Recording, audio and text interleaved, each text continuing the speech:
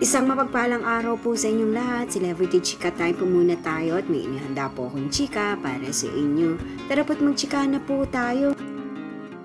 Rin Mendoza, kaya pala wala sa Itbulaga ay itong dahilan at Alden Richards spotted sa MOA Arena.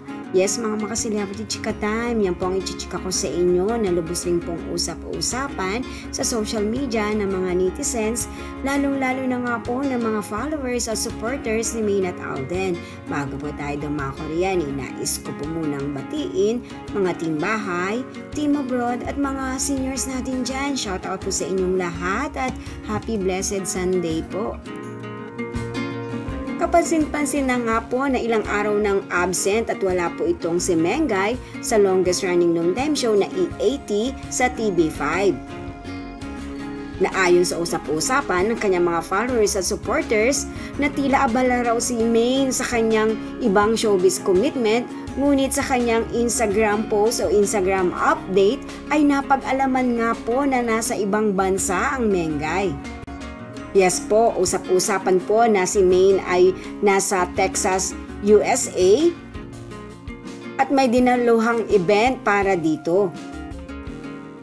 At sa Instagram My Day naman po ng kasamahan ni Alden, napag-alaman po na ang Asia's multimedia star ay nasa MOA Arena at dumalo naman po para sa NCAA 99.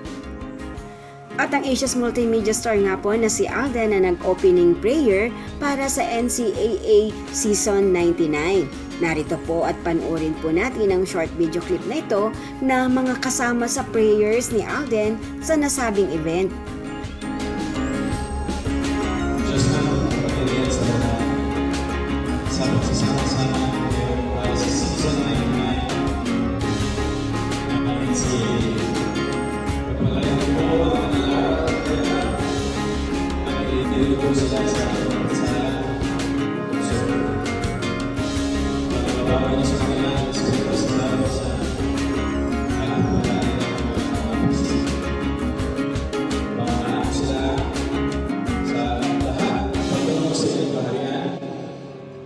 Kung saan nakalala ang pinakamimighi tagumpay ng sangkatao.